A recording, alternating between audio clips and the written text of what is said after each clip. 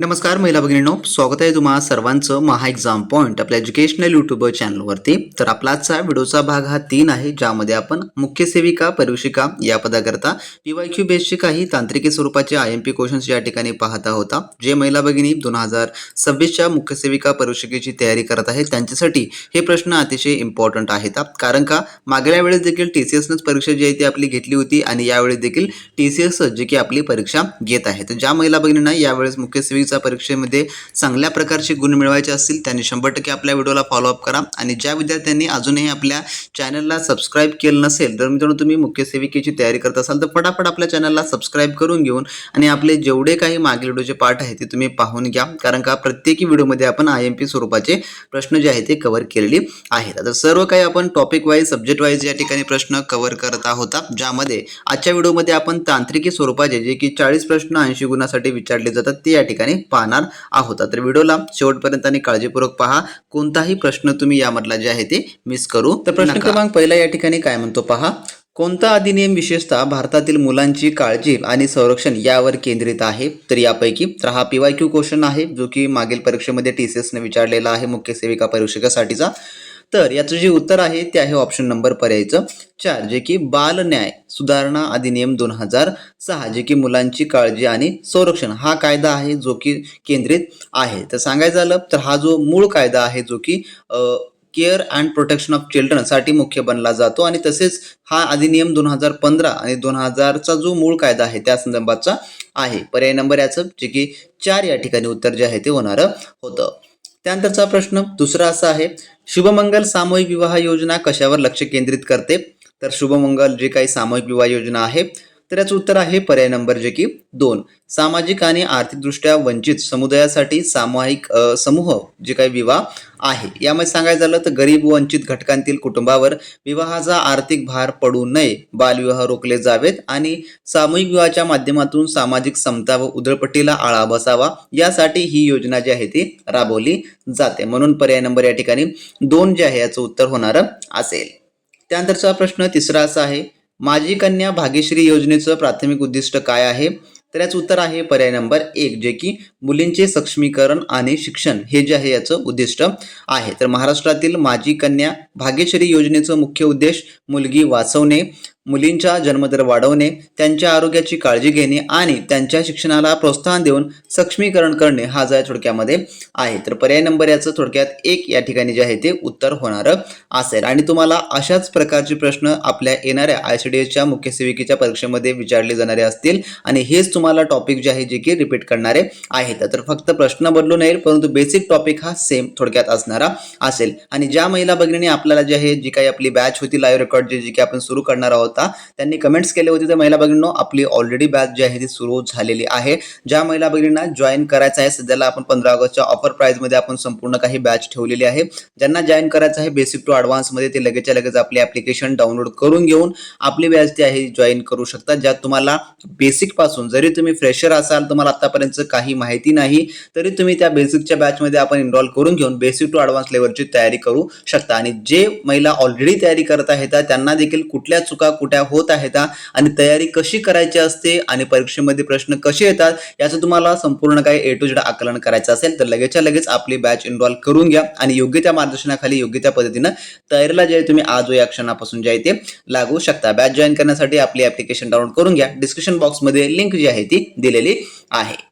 त्यानंतरचा प्रश्न चौथा असा आहे, बाल संगोपन योजनेचा उद्देश खालीलपैकी कोणता आहे? या ठिकाणी बाल संगोपनाचा तर याचं उत्तर आहे पर्याय नंबर 1, जे की विपरीत परिस्थितीतील मुलांना आर्थिक सहाय्य प्रदान करणे हे जे आहे थोडक्यामध्ये आहे. तर अनाथ, बेघर किंवा पालकांचा आधार गमावलेल्या मुलांना संस्थात्मक ऐवजी कौटुंबिक वातावरणात वाढवता यावे यासाठी त्यांच्या पालकांना किंवा पालकत्व स्वीकारणाऱ्यांना दरमहा आर्थिक मदत जी आहे ती पुरवली जाते. पर्याय नंबर 1 त्याचं उत्तर होईल. त्यानंतरचा प्रश्न पाचवा असा आहे, डिसेंबर 2024 पर्यंत महाराष्ट्र राज्यात ICDS योजने अंतर्गत किती प्रकल्पांना मान्यता जे की देण्यात आलेली आहे? तर किती प्रकल्पांना मान्यता देण्यात आलेली आहे असा प्रश्न आहे. तर याचं उत्तर आहे पर्याय नंबर जे की 1, 256 जे काही प्रकल्प आहेत तर त्यांना जे आहे ते मान्यता देण्यात आलेली आहे. पर्याय नंबर याचं 1 या ठिकाणी उत्तर होणार असेल. त्यानंतरचा प्रश्न 6वा असा आहे, प्रधानमंत्री मातृत्व वंदना योजनेचं मुख्य उद्दिष्ट काय आहे? तर प्रधानमंत्री जी मातृत्व वंदना आहे त्याचं उद्दिष्ट, तर आपली जी बॅच आहे त्या बॅचमध्ये तुम्हाला प्रत्येक योजना जी आहे आधी सोप्या भाषेमध्ये आपण समजून सांगण्याचा त्यामध्ये प्रयत्न केलेला आहे आणि प्रत्येक योजना देखील आपण त्या ठिकाणी कव्हर करणार आहोत. जी कोणतीही योजना असो, बालकासंबंधाची, महिला संबंधाची किंवा कायदे असतील, त्याची आपण सविस्तर माहिती आपल्या लेक्चर्समध्ये आपण जे आहे ते कव्हर करणार आहोत. त्यामुळे ज्या महिला भगिनींनी जॉईन केलं नसेल ते जॉईन करून घ्या आणि ती बॅच जॉईन केल्यावर तुम्हाला मार्केटमधलं कोणतंही बुक्स घेण्याची गरज पडणार नसेल किंवा तुम्हाला कोणतंही इतरत्र कशाचीच आवश्यकता पडणारी नसेल. ऑल इन वन बॅच असेल, त्यामध्ये तुम्हाला संपूर्ण काही ए टू झेड आपण उपलब्ध करून दिलेलं आहे. त्यात जे उत्तर आहे ते आहे ऑप्शन नंबर पर्यायचं 3, जे की गर्भवती आणि स्तनपान देणाऱ्या महिलांना आर्थिक मदत करणे हे जे थोडक्यामध्ये याचं उद्दिष्ट आहे. तर पहिल्या जिवंत अपत्याच्या वेळी गरोदर व स्तनदा मातांना कामाचा मोबदला किंवा मजुरीचा तोटा भरून काढण्यासाठी व योग्य पोषणासाठी वित्तीय सहाय्य, जे की या योजनेचं मूळ उद्दिष्ट आहे. म्हणून पर्याय नंबर 3 हे याचं उत्तर होईल. त्यानंतरचा 7वा प्रश्न असा आहे आपला, राजीव गांधी राष्ट्रीय क्रेंच योजना खालीलपैकी कोणत्या गटांना सेवा पुरवते? तर याचं उत्तर आहे पर्याय नंबर 2, जे की नोकरी करणाऱ्या मातांची मुले यांना जे आहे थोडक्यामध्ये पुरवते. ही योजना नोकरी किंवा मजुरी करणाऱ्या महिलांच्या 6 महिने ते 6 वर्ष वयोगटातील पाल्यांसाठी डे केअर सुविधा पुरवते, जेणेकरून महिलांना कामावर जाताना मुलांच्या देखभालीची चिंता राहू नये म्हणून.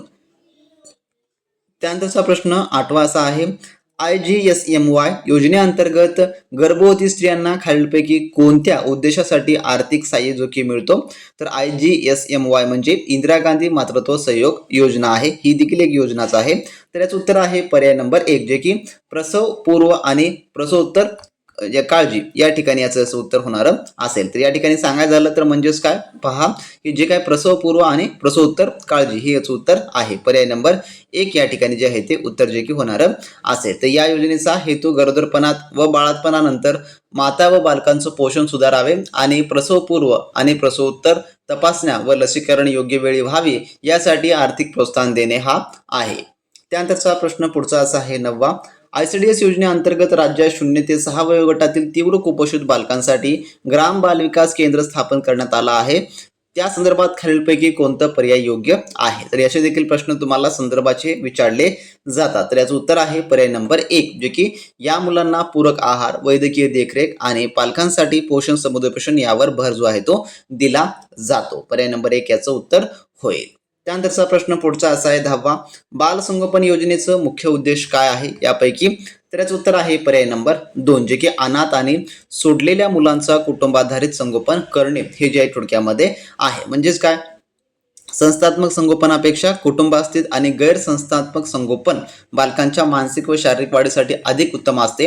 हा या योजनेचा पाया आहे. म्हणून पर्याय नंबर 2 याचं उत्तर जे आहे थोडक्यामध्ये होणार असेल. जर महिला भगिनींनो, तुम्ही अजूनही आपली अंगणवाडी मुख्य सेविका पदभरती 2026 साठी असलेली specially live plus record batch join केलं नसाल तर वेळ न वाया घालवता लगेचच्या लगेच व्हिडिओ डिस्क्रिप्शन बॉक्समध्ये आपल्या ऑफिशियल ॲपची लिंक दिलेली आहे. त्यावर तुम्ही क्लिक करून आपला जो सेशन आहे त्यामध्ये जाऊन ही स्पेशली बॅच आहे ती एनरोल करून घ्या. यामध्ये महिला भगिनींनो, आपण बेसिक टू ॲडव्हान्स लेवलची सर्व काही ए टू झेड तयारी करून घेणार आहोत. जरी तुम्ही फ्रेशर असाल, जरी तुम्ही एक्सपिरियन्स असाल, जर तुम्हाला याबद्दलचं काही तयारीची विशेष माहिती नसेल तर आपण तुम्हाला त्यामध्ये परिपूर्ण एक्सपर्ट करणारी ही बॅच जी आहे ती सुरू केलेली आहे, ज्यात तुम्हाला लाईव्ह क्लासेस हे रेग्युलरली मिळणारे असतील. सर्व काही लाईव्ह क्लासेस तुम्हाला जर तुम्ही मिस केला तर तुम्हाला ते रेकॉर्डेड स्वरूपामध्ये कधीही आणि कुठेही पाहता येणारे आहेत.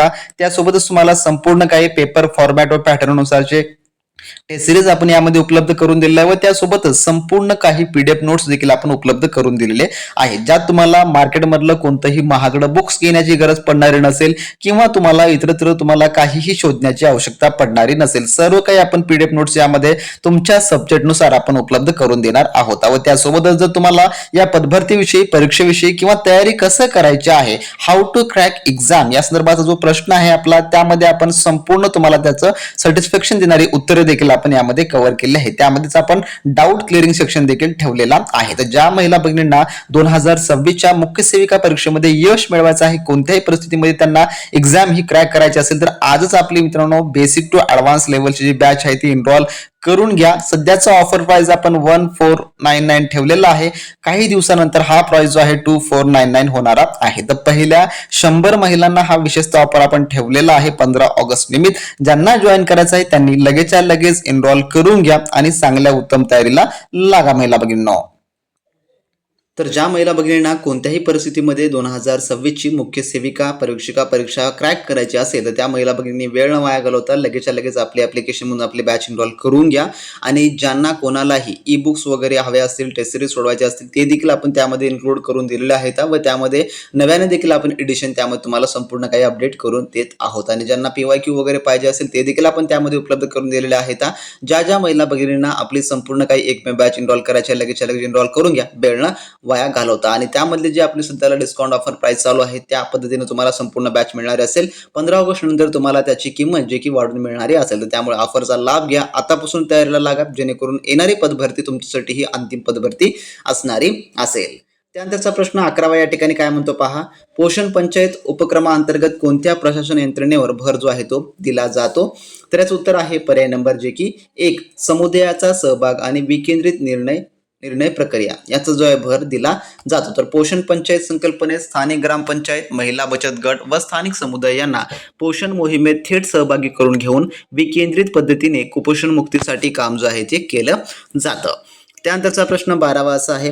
अंगणवाडी केंद्राच्या सामाजिक लेखापरीक्षणात सामान्यतः कोणती पद्धत वापरली जाते. तर याचं उत्तर आहे पर्याय नंबर जे की या ठिकाणी 2 म्हणजेच काय तर भागधारकांसोबत सार्वजनिक बैठक हे जे आहे त्यामध्ये जे की पद्धत वापरली जाते. म्हणजेच काय भागधारकासोबत जे की सोशल ऑडिटमध्ये अंगणवाडीतील सुविधा, आहार आणि सेवांचं मूल्यमापन करण्यासाठी लाभार्थी म्हणजेच काय तर माता, ग्रामस्थ, ग्रामपंचायत सदस्य यांच्यासोबत ग्रामसभा किंवा सार्वजनिक बैठक आयोजित करून प्रत्यक्ष पारदर्शकता जी की आणली जाते. त्याला 2 नंबर उत्तर होईल. त्यानंतरचा प्रश्न 13वा असा आहे. पोषण 2.0 चा उद्देश कोणता आणि जे SDG मध्ये योगदान देण्यासाठी. तर कोणत्या SDG मध्ये जे आहे योगदान देण्यासाठी. तर या ठिकाणी SDG म्हणजे काय तर सस्टेनेबल डेव्हलपमेंट गोल्स असं जे याचा फुल फॉर्म होतो. मग याचं जे उत्तर जे आहे ते काय होणार असेल. तर हा प्रश्न बऱ्याच परीक्षेमध्ये वारंवार रिपीट देखील झालेला आहे. तर याचं उत्तर आहे पर्याय नंबर 2 जे की SDG 2 आणि SDG 4 हे जे आहे याचं जे की उत्तर होणार असेल. तर याचा मुख्य उद्देश काय आहे पहा. पोषण 2.0 ही आरोग्य, पोषण, भूक निर्मूलन आणि महिला व बाल सक्षमीकरण या शाश्वत विकास ध्येयाचे पूर्तता करण्यासाठी एक व्यापक योजना आहे.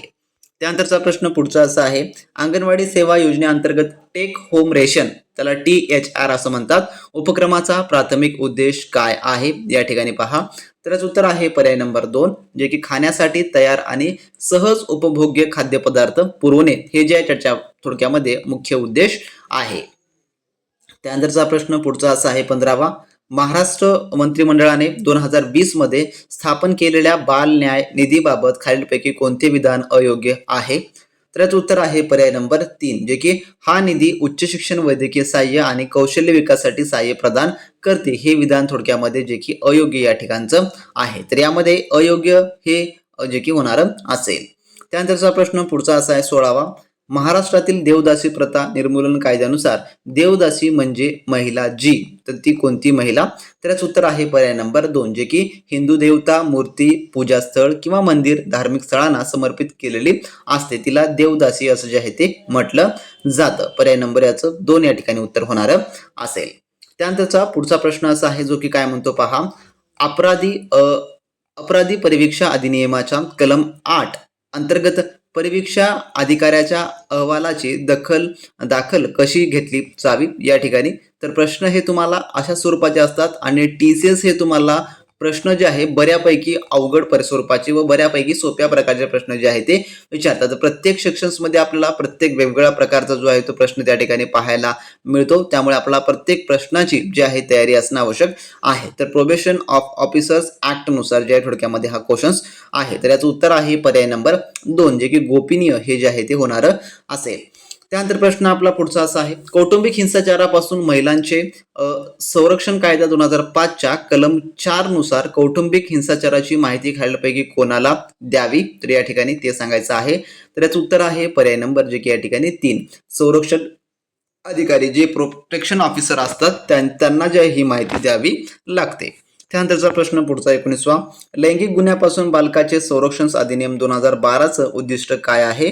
तर याचं उत्तर आहे पर्याय नंबर 3, जे की मुलांचा लैंगिक छळ आणि शोषण रोखणे हे जे आहे या कायद्याचा जो की मुख्य उद्दिष्ट आहे. त्यानंतरचा 20वा प्रश्न. अनाथ आश्रम आणि इतर धर्मदाय गृहे पर्यवेक्षण आणि नियंत्रण कायदा 1960 प्रामुख्याने खालीलपैकी कोणत्या गोष्टीचं नियमन करतो? तर याचं उत्तर आहे पर्याय नंबर 1, जे की अनाथ आश्रम आणि धर्मदाय गृहाचे कामकाज आणि व्यवस्थापन हे जे आहे नियमन करतो. त्यानंतरचा प्रश्न पुढचा असा 21वा. एकात्मिक बाल विकास सेवा योजनेअंतर्गत अनाथ आश्रमातील मुलींना कोणत्या उद्देशाने आर्थिक मदत दिली जाते? तर याचं जे उत्तर आहे ते आहे ऑप्शन नंबर पर्यायचं 2, जे की अनाथ मुलींच्या लग्नाचा खर्च उचलून त्यांना मदत करणे या उद्देशाने थोडक्यामध्ये दिलं जातं. तर संस्थांमधून बाहेर पडणाऱ्या 18 वर्षावरील अनाथ मुलींचे पुनर्वसन व विवाह सुलभ व्हावा यासाठी शासन अर्थसहाय्य योजना जी आहे ते राबवते. त्यानंतरचा प्रश्न आपला 22वा.